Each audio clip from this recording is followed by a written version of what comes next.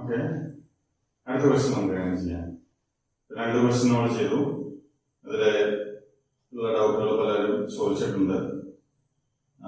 Issues ഒക്കെ നമുക്ക് correct ചെയ്യാവുന്നതേ ഉള്ളൂ. ഇനിയും ഒരു ക്വസ്റ്റ്യൻ കൂടെ നമ്മൾ ചെയ്യാം. ക്വസ്റ്റ്യൻ നിങ്ങൾക്ക് തന്നിട്ടുണ്ട്, അത് വെച്ചിട്ട് അങ്ങനെ ചെയ്യാം. ഞാനിത് വരച്ചതൊക്കെ നേരത്തെ തന്നെ വരച്ച് ഇതിൽ ചേഞ്ചസ് വരുത്തിയിട്ടുള്ള വെറുതെ വായിക്കുന്നില്ല. ഇതുമായിട്ട് ബന്ധപ്പെട്ട് കുറച്ച് വ്യത്യാസങ്ങൾ മാത്രമേ, ക്വസ്റ്റ്യനും വ്യത്യാസം, ഹെഡിങ്ങിൽ ആവശ്യമായിട്ടുള്ള ഹെഡിങ്സ് വ്യത്യാസം വരുത്താൻ. ഇതൊക്കെ സെയിം തന്നെയാണ്. Transactions, asset physical liability plus capital എന്നുള്ള സെയിം ആണ്. ക്യാഷ്, സ്റ്റോക്ക്, ഇക്കാര്യങ്ങളൊക്കെ ചേഞ്ചസ് വരാം. പക്ഷെ ഈ ക്വസ്റ്റ്യനിൽ അങ്ങനെ ചേഞ്ചസ് ഒന്നും ഇല്ലാത്തതുകൊണ്ട് ഞാനത് വായിക്കുന്നില്ല. അപ്പം ചെറിയ ചേഞ്ചസ് വരുന്നുണ്ട്. ആ സമയത്ത് നമുക്ക് നോക്കാം. അപ്പൊ എങ്ങനെ ക്വസ്റ്റ്യനിലേക്ക് നോക്കാം. ക്വസ്റ്റ്യൻ എങ്ങനെയാണ് വായിച്ചു നോക്കാം. അതിലെ ഹെഡിങ്ങുകൾ ഏതൊക്കെ വേണ്ടി വരും എന്നുള്ളത് നിങ്ങൾ നേരത്തെ തന്നെ അസ്യൂം ചെയ്തിട്ടുണ്ടാവും. ഇപ്പൊ ഇത്രയും ഹെഡിങ്ങും മതിയാവില്ല, അത് വ്യത്യാസം വന്നിട്ടുണ്ട്. ക്വസ്റ്റ്യൻ വേറെ കുറച്ച് വ്യത്യാസം ഉള്ള ക്വസ്റ്റ്യനാണ്. ഓരോ ക്വസ്റ്റ്യനും വ്യത്യാസമുള്ള ക്വസ്റ്റ്യൻസ് ആണ് തരുന്നത്. അതുകൊണ്ട് തന്നെ നമുക്ക് എന്ത് ചെയ്യാം, ചെയ്ത് പഠിക്കാനായിട്ട് വളരെയധികം ഹെൽപ്ഫുൾ ആണ്. ആ രീതിയിലുള്ള ക്വസ്റ്റ്യൻസ് ആണ്. ഇതിൽ നമുക്ക് എന്ത് ചെയ്യാം, ട്രാൻസാക്ഷൻസ് ഓരോന്നായിട്ട് എടുക്കാം. ഒന്നാമത്തെ ട്രാൻസാക്ഷൻ സ്റ്റാർട്ടഡ് അല്ലെങ്കിൽ comments business with cash. Business start ചെയ്തു. ഒന്നാമത്തെ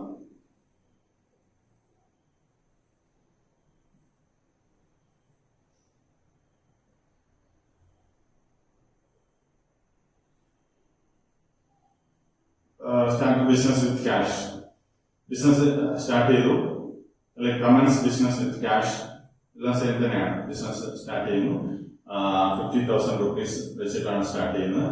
ക്യാപിറ്റലിനെയും ക്യാഷിനെയാണ് ബാധിക്കുക എന്ന് നമുക്കറിയാം. ക്യാഷും ക്യാപിറ്റലിനെയാണ് ബാധിക്കുന്നത്. 50,000 rupees ക്യാപിറ്റലിനെയും അതേപോലെ തന്നെ ക്യാഷിന്റെ അടിയിൽ നമ്മൾ എഴുതും. 3,000 rupees എഴുതും. രണ്ടാമത്തെ transaction purchase goods on credit.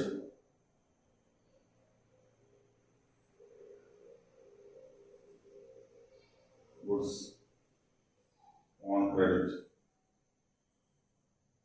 കടമായ സാധനങ്ങൾ വാങ്ങും. കടമായ സാധനങ്ങൾ വാങ്ങും. പർച്ചേസ് ഗുഡ്സ് ഓൺ ക്രെഡിറ്റ് ആണ് ഇവിടെ. 4,000 rupeesന്റെ സാധനങ്ങളാണ് കടമായി വാങ്ങുന്നത്. അപ്പൊ അത് നമുക്കറിയാം. അത് കടമായി വാങ്ങുന്ന സമയത്ത് അത് ക്യാഷിനെ ബാധിക്കുന്നില്ല. സ്റ്റോക്ക് ഇൻക്രീസ് ചെയ്യും. ഗുഡ്സ് നമ്മുടെ അടുത്തേക്ക് വരുന്നു. 4,000 rupeesന്റെ ഗുഡ്സ് ആണ് നമ്മുടെ അടുത്തേക്ക് വരുന്നത്. അതേസമയം തന്നെ നമ്മളെ സംബന്ധിച്ചിടത്തോളം കടമായി വാങ്ങിയതായതുകൊണ്ട് പൈസ കൊടുക്കാനുണ്ടാവും. ക്രെഡിറ്റേഴ്സിന് നമ്മൾ പൈസ കൊടുക്കണം. ക്രെഡിറ്റേഴ്സ് എന്ന് പറഞ്ഞ ലയബിലിറ്റി ആണ്. അവർക്ക് നമ്മൾ പൈസ കൊടുക്കേണ്ടതായിട്ട് വരും.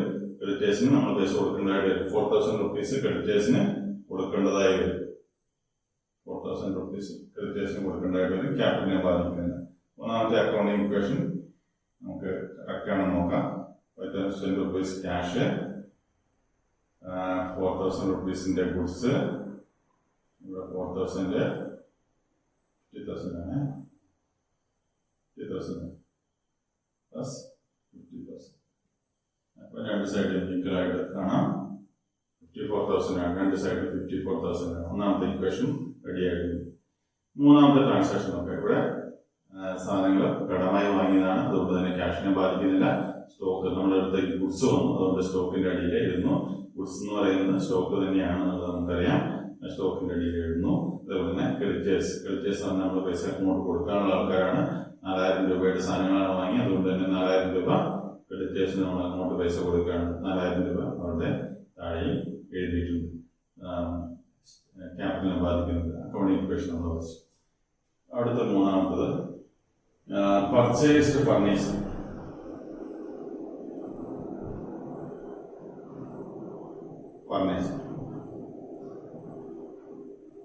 ഫർണിച്ചർ പർച്ചേസ് ചെയ്തു.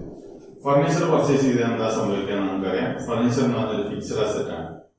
എത്ര രൂപയുടെ ഫർണിച്ചറാണ് പർച്ചേസ് ചെയ്തത്? ഇവിടെ പർച്ചേസ് ചെയ്തിരിക്കുന്ന ഫർണിച്ചർ 1,000 rupeesന്റെ ഫർണിച്ചറാണ്.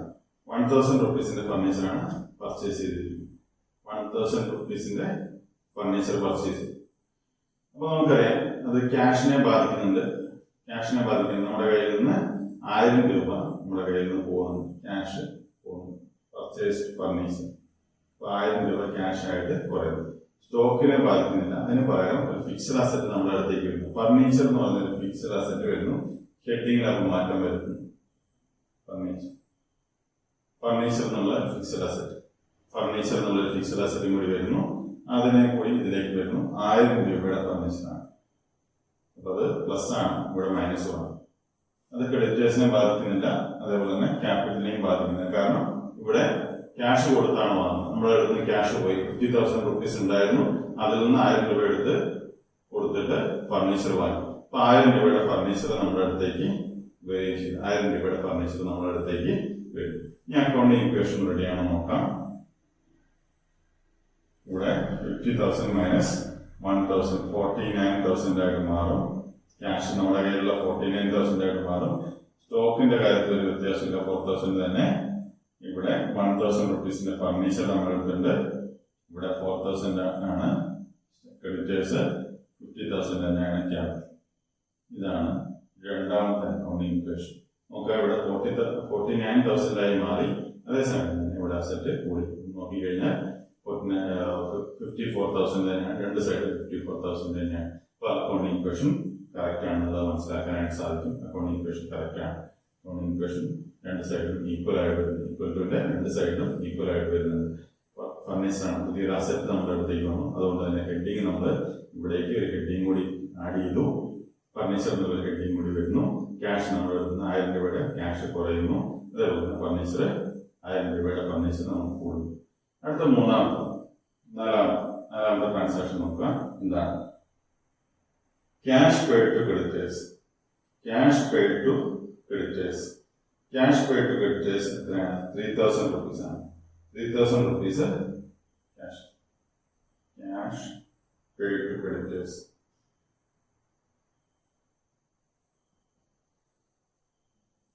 ക്രെഡിറ്റേഴ്സ് പറഞ്ഞ് നമ്മുടെ അടുത്ത് നോക്കിക്കഴിഞ്ഞാൽ അറിയാം. ക്രെഡിറ്റേഴ്സ് നമ്മൾ 4,000 റുപ്പീസ് കൊടുക്കാണ്. 4,000 റുപ്പീസ് ക്രെഡിറ്റേഴ്സിന് കൊടുക്കാണ്ട് നമ്മൾ സാധനങ്ങൾ വാങ്ങിയപ്പോൾ കടമായിട്ടാണ് വാങ്ങിയത്. കടമായിട്ടാണ് സാധനങ്ങൾ വാങ്ങിയത്.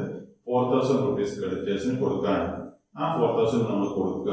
ഇപ്പൊ നമ്മളെ കയ്യിൽ നിന്ന് പൈസ എടുത്തിട്ട് ആ 4,000 റുപ്പീസ് കൊടുക്കുക. 4,000 കൊടുക്കുന്നില്ല, മുഴുവൻ കൊടുക്കുന്നില്ല. 3,000 കൊടുക്കുന്നു, മുഴുവൻ പൈസയും കൊടുക്കുന്നില്ല. നമ്മുടെ കൈവശം ഇപ്പോൾ ഉള്ള പൈസ, തൽക്കാലം കൊടുക്കുന്ന പൈസ 3,000 മാത്രമേ ഉള്ളൂ. അപ്പൊ 3,000 എവിടെ നിന്ന് എടുക്കണം? ക്യാഷിൽ നിന്ന് എടുക്കണം. 49,000 നമ്മൾ എടുത്തിട്ടുണ്ട്. അതിൽ നിന്ന് എന്ത് ചെയ്യണം? 3,000 നമ്മൾ എടുക്കുന്നു. 3,000 നമ്മൾ എടുക്കുന്നു. എന്നിട്ട് ആർക്കാണ് കൊടുക്കുന്നത്? ഈ ക്രെഡിറ്റേഴ്സിന് കൊടുക്കുന്നു. അപ്പൊ അത് സ്റ്റോക്കിനെ ബാധിക്കുന്നില്ല, അതേപോലെ തന്നെ ഫർണിച്ചറിനെ ബാധിക്കുന്നില്ല, ക്രെഡിറ്റേഴ്സിനെ ബാധിക്കും. ക്രെഡിറ്റേഴ്സിന്റെ എമൗണ്ട് 3,000 കുറയും. കാരണം എന്താണ്? ക്രെഡിറ്റേഴ്സിന് ഇപ്പം നമ്മൾ കൊടുക്കാനുള്ള പൈസ 4,000 ആണ്. ക്രെഡിറ്റേഴ്സിന് ഇപ്പം കൊടുക്കാനുള്ള പൈസ 4,000 ആണ്. അപ്പം നമ്മൾ എന്ത് ചെയ്യും? 3,000 ഇപ്പം കൊടുക്കുന്നു. 3,000 ഇപ്പം കൊടുക്കുന്നു. ഇനിയും ക്രെഡിറ്റേഴ്സിന് കൊടുക്കാനുള്ളത് 1000 രൂപ കൂടെ മാത്രമേ ഉള്ളൂ. അപ്പൊ ക്രെഡിറ്റേഴ്സിന്റെ എമൗണ്ട് കുറയും. ശരിക്കും നമ്മൾ 4,000 ആണ് കൊടുക്കേണ്ടത്. ഇപ്പൊ നമ്മൾ 3,000 കൊടുക്കുന്നു. അത് കൊടുക്കുന്നതോടുകൂടി എന്ത് ചെയ്യണം? ഈ 4,000 നിന്നും 3,000 കുറയ്ക്കണം. കാരണം ക്രെഡിറ്റേഴ്സിന് ഇനി 1000 രൂപ മാത്രമേ കൊടുക്കാനുള്ളൂ. ക്യാപിറ്റലിനെ ബാധിക്കുന്നത്. ഇനി നമുക്ക് അക്കൗണ്ടിങ് ഇക്വേഷൻ നോക്കാം. കഴിഞ്ഞാല് 49,000 മൈനസ് 3,000 എത്രയാണ്? 46,000 ആയിട്ട് മാറും. ക്യാഷ് നമ്മുടെ അടുത്തുള്ള ക്യാഷ് 46,000 ആയിട്ട് മാറും. ഇവിടെ സ്റ്റോക്ക് 4,000 തന്നെ ഉണ്ട്. 1000 രൂപയുടെ ഫർണിച്ചർ ഉണ്ട്. ഇവിടെ ക്രെഡിറ്റേഴ്സിന്റെ കാര്യത്തിൽ നോക്കാം. ക്രെഡിറ്റേഴ്സ് 4,000 ആണ് ഉണ്ടായിരുന്നത്. 3,000 നമ്മൾ കൊടുത്തു. ഇനി 1,000 മാത്രമേ ക്രെഡിറ്റേഴ്സിന് കൊടുക്കാനുള്ളൂ. 50,000 തന്നെ ക്യാപിറ്റൽ ഉണ്ട്. മൂന്നാമത്തെ അക്കൗണ്ടിങ് ഇക്വേഷൻ നമുക്ക് രണ്ട് സൈഡിൽ ഈക്വൽ ആണോ നോക്കുക. ഈ സൈഡില് 51,000 ആയിട്ട് ആണ് ഈ സൈഡിൽ നമുക്ക് കിട്ടുക. ഈ സൈഡിൽ 51,000. അപ്പം രണ്ട് സൈഡിലും ഈക്വൽ ആയിട്ട് ഈക്വൽ ടു രണ്ട് സൈഡിലും 51,000 ഈ സൈഡിലും ഈ സൈഡിൽ 51,000 ഉണ്ട്. അപ്പം ക്യാഷ് പെയ്ഡ് ടു ക്രെഡിറ്റേഴ്സ് എന്നുള്ളതാണ് ഇവിടെ ഒരു പ്രത്യേകതയായിട്ട് വന്നിരിക്കുന്നത്. ക്രെഡിറ്റേഴ്സ് നമ്മൾ 4,000 നേരത്തെ കൊടുക്കാറുണ്ട്. അപ്പൊ ആ പൈസ നമ്മൾ കൊടുക്കുകയാണ്. നമ്മുടെ കയ്യിലുള്ള കുറച്ച് പൈസ കൊടുക്കും. മുഴുവൻ പൈസയും കൊടുക്കുന്നില്ല. 3,000 മാത്രം എടുക്കുന്നു. 4,000 കൊടുക്കാനുണ്ടെങ്കിൽ 3,000 മാത്രമേ കൊടുക്കുന്നുള്ളൂ. ആ 3,000 ഇവിടെ ക്യാഷിൽ നിന്ന് എടുക്കുന്നു. 49,000 ക്യാഷ് നമ്മൾ എടുത്തിട്ടുണ്ട്. അതിൽ നിന്ന് 3,000 എടുത്തിട്ടാണ് ഈ ക്രെഡിറ്റേഴ്സിന് കൊടുക്കുന്നത്. അപ്പോൾ എന്ത് ചെയ്യണം? നമ്മുടെ കയ്യിൽ നിന്ന് ക്യാഷ് കുറഞ്ഞു. അതേസമയം തന്നെ ക്രെഡിറ്റേഴ്സിന് ഇനി പൈസ കൊടുക്കാനുള്ളത് 1000 രൂപയായിട്ട് മാറുകയും ചെയ്തു. 3,000 കൊടുക്കുന്നതോടുകൂടി 4,000 ഇനി കൊടുക്കാനില്ല, 1,000 മാത്രമേ കൊടുക്കാനുണ്ടാവുള്ളൂ. അക്കൗണ്ടിങ് ഇക്വേഷൻ കറക്റ്റ് ആയി കഴിഞ്ഞു. അഞ്ചാമത്തെ ട്രാൻസാക്ഷൻ നോക്കാം. Paid rent. റെന്റ് പേ ചെയ്യും. ബിൽഡിംഗ് റെന്റ്, നമ്മൾ ബിൽഡിംഗ് ഒരു ബിസിനസ് നടത്തുകയാണ്. അപ്പോൾ ആ ബിസിനസിന്റെ ബിൽഡിംഗ് നമ്മൾ വാടകയ്ക്കായിരിക്കും അതിന്റെ റെന്റ് കൊടുക്കുന്നത്. റെന്റ് കൊടുക്കുന്നത് 1000 rupees ആണ് റെന്റ് ആയിട്ട് കൊടുക്കുന്നത്. 1000 rupees റെന്റ് ആയിട്ട് കൊടുക്കും. റെന്റ് കൊടുക്കുന്ന സമയത്ത് നമുക്കറിയാം ക്യാഷാണ് നമ്മുടെ കയ്യിൽ നിന്ന് പോകുന്നത്. ക്യാഷ് എടുത്തിട്ടാണ്, നമ്മുടെ കയ്യിലുള്ള ക്യാഷ് എടുത്തിട്ടാണ് റെന്റ് കൊടുക്കുന്നത്. നമ്മളെ സംബന്ധിച്ച് ഒരു എക്സ്പെൻസ് ആണെന്നും നേരത്തെ പ്രോബ്ലത്തിൽ നമ്മൾ പറഞ്ഞു. റെന്റ് ഒരു എക്സ്പെൻസ് ആണ്. എക്സ്പെൻസ് ആകുമ്പോൾ അത് എന്ത് ചെയ്യണം? ക്യാപിറ്റലിൽ നിന്നാണ് കുറയേണ്ടത്. എക്സ്പെൻസ് ആകുമ്പോൾ ക്യാപിറ്റൽ എന്ന് പറയണം. ഏത് എക്സ്പെൻസ് ആണെങ്കിലും റെന്റ്, സാലറി, വേജസ്, ഇങ്ങനത്തെ എക്സ്പെൻസുകളെല്ലാം തന്നെ ക്യാപിറ്റൽ എന്ന് പറയണം.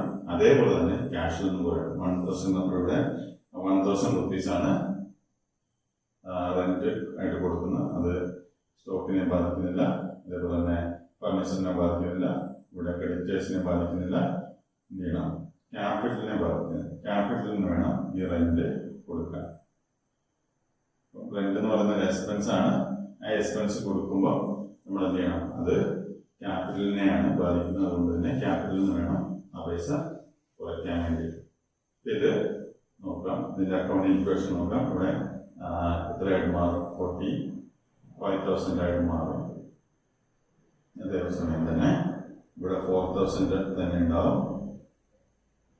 ഇവിടെ 1,000, ഇവിടെ 1,000 തന്നെ, ഇവിടെ 49,000 ഉണ്ടാവും. 49,000 നമുക്ക് രണ്ട് സൈഡ് എത്ര വരുന്നു നോക്കാം. 45, ഇവിടെ ഈ സൈഡ് 50,000 വരുന്നു, ഈ സൈഡ് 50,000. രണ്ട് സൈഡും ഈക്വൽ ആയിട്ട് വരുന്നു. 50,000 rupees ആണ് രണ്ട് സൈഡിലും വരുന്നത് എന്നുള്ളത് നമുക്ക് കാണാനായിട്ട് സാധിക്കും. ഇതാണ് അക്കൗണ്ടിങ് ഇക്വേഷൻ ആയിട്ട് ഇവിടെ വരുന്നത്. രണ്ട് സൈഡും ഈക്വൽ ആയിട്ട് വരും.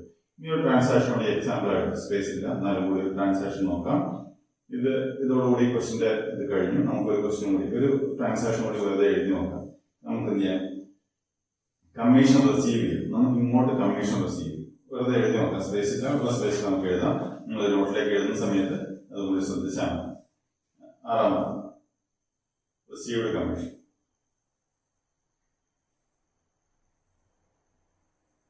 റിസീവ്ഡ് കമ്മീഷൻ എന്നുള്ളത് 6ാമത്. സ്പേസ് ഇല്ലാത്തതുകൊണ്ടാണ് ഞാൻ ഇതാക്കി എഴുതുന്നത്. റിസീവ്ഡ് കമ്മീഷൻ എന്നുള്ളത് നമുക്ക് കമ്മീഷനായിട്ട് ഇങ്ങോട്ട് പൈസ കിട്ടും. നമ്മുടെ ബിസിനസ്സിലേക്ക് പൈസ കിട്ടും. അപ്പൊ എന്ത് ചെയ്യണം? ക്യാഷിലാണ് കൂടേണ്ടത്. കമ്മീഷൻ എന്ന് പറഞ്ഞാൽ നമ്മൾക്ക് ഒരു ഇൻകമാണ്. അപ്പോൾ ക്യാഷിൽ കൂടണം, അതേപോലെ തന്നെ ക്യാപിറ്റലും കൂടണം. ക്യാഷിന്റെ കൂടെ 2000 എഴുതി. ഇവിടെ ഒന്നും അത് ബാധിക്കുന്നില്ല. ക്യാപിറ്റലിന്റെ കൂടെ എന്ത് ചെയ്യണം? 2000 ആഡ് ചെയ്യും. ഇനി എന്ത്? അക്കൗണ്ടിങ് ഇക്വേഷൻ വരച്ച് നോക്കാം. കറക്റ്റാണ് നോക്കാം. ഇനി ഇവിടെ എഴുതാനുള്ള സ്പേസ് ഇല്ല. നിങ്ങൾ നോക്കാം, ചെയ്ത് നോക്കാം, കറക്റ്റ് ആണെന്നുള്ളത് നോക്കാം. രണ്ട് സൈഡ് ഞാൻ എഴുതി നോക്കാം. 45,000 പ്ലസ് 2,000 എത്രയാണ്? 47,000 വരും. 47,000, ഇവിടെ 4,000 തന്നെ, 1,000, ഇവിടെ 51,000 വരും. 51,000 ആണ് വരും. അപ്പം ഈ സൈഡിൽ നോക്കാം 52,000 വരുന്നു. ഈ സൈഡിൽ 47,000 പ്ലസ് 4,000. അപ്പൊ അങ്ങനെയാകുമ്പോൾ 52,000 തന്നെ ഈ സൈഡിൽ, 52,000 തന്നെ ഈ സൈഡിലും വരുന്നു. ഈ സൈഡിൽ 52,000 വരുന്നു. രണ്ട് സൈഡിലും ഈക്വൽ ആയിട്ട് വരുന്നു. 52,000 ആണ് രണ്ട് സൈഡിൽ വരുന്നത്. അപ്പോൾ asset is equal to liability plus capital എന്നുള്ളതാണ്. ഈ പ്രോബ്ലത്തിന്റെ പ്രത്യേകത ക്രെഡിറ്റേഴ്സിന് പൈസ തിരിച്ചു കൊടുക്കുന്നതാണ്. ആ സമയത്ത് എന്ത് ചെയ്യുന്നു? ക്യാഷ് നമ്മുടെ അടുത്ത് കുറയുന്നു. അതേസമയം തന്നെ ക്രെഡിറ്റേഴ്സിന്റെ എമൗണ്ടും കുറയുന്നു എന്നുള്ളത് നോക്കുക. 3,000 നമ്മൾ ക്രെഡിറ്റേഴ്സിന് പേ ചെയ്തു. അതോടുകൂടി ക്യാഷ് നമ്മുടെ അടുത്ത് കുറയുന്നു. അതേസമയം ക്രെഡിറ്റേഴ്സിന്റെ എമൗണ്ടും കുറയുന്നു. രണ്ടാമത്തെ ഒരു പ്രത്യേകത റെന്റ് എന്നുള്ളതാണ്. റെന്റ് പേ ചെയ്യും. റെന്റ് എന്ന് പറഞ്ഞാൽ നമ്മളെ സംബന്ധിച്ച് എക്സ്പെൻസ് ആണ്. അതുകൊണ്ട് തന്നെ ക്യാഷിൽ നിന്ന് കുറയുന്നു, അതേപോലെ തന്നെ ക്യാപിറ്റലിൽ നിന്നും കുറയുന്നു. ഇവിടെ രണ്ട് എക്സ്പെൻസ് ആയതുകൊണ്ട് ക്യാഷിൽ നിന്ന് ക്യാപിറ്റലിൽ നിന്ന് കുറയുന്നു. ബാക്കിയുള്ള ഒന്നിനെ ബാധിക്കുന്നില്ല. അടുത്ത റിസീവ്ഡ് കമ്മീഷൻ എന്നുള്ളതാണ്. കമ്മീഷൻ എന്നുള്ളത് നമുക്കൊരു ഇൻകമാണ്. അതുകൊണ്ട് തന്നെ ക്യാഷിനെയും ക്യാപിറ്റലിനെയാണ് ബാധിക്കുന്നത്. ക്യാഷ് ഇൻക്രീസ് ചെയ്യും, അതേപോലെ തന്നെ ക്യാപിറ്റലും ഇൻക്രീസ് ചെയ്യും. ക്യാഷിനെയും ബാധിക്കും. നമുക്ക് എന്ത് ചെയ്യും? ക്യാഷ് ഇങ്ങോട്ട് കിട്ടുന്നു, ക്യാപിറ്റലിൽ കൂടുകയും ചെയ്യും. കാരണം നമുക്കൊരു ഇൻകമാണ്. കമ്മീഷൻ എന്ന് പറഞ്ഞാൽ നമുക്കൊരു ഇൻകമാണ്. ബിസിനസ് കിട്ടുന്ന ഒരു കമ്മീഷനാണ്. അതുകൊണ്ട് തന്നെ അത് റിസീവ്ഡ് കമ്മീഷനാണ്, ബിസിനസ്സിന് കിട്ടിയ പൈസയാണ്. അതുകൊണ്ട് തന്നെ ക്യാഷ് ഇൻക്രീസ് ചെയ്യുന്നു, അതേപോലെ തന്നെ ക്യാപിറ്റൽ ഇൻക്രീസ് ചെയ്യുന്നു. ഇത് രണ്ട് ഇക്വേഷൻ നോക്കുക, സ്വന്തമായി ചെയ്യാൻ നോക്കുക. ഈ പ്രോബ്ലംസ് വേറെ തരുന്നുണ്ട്, ആ പ്രോബ്ലംസും ചെയ്തിട്ട് ആൻസർ തരും. Okay, thanks.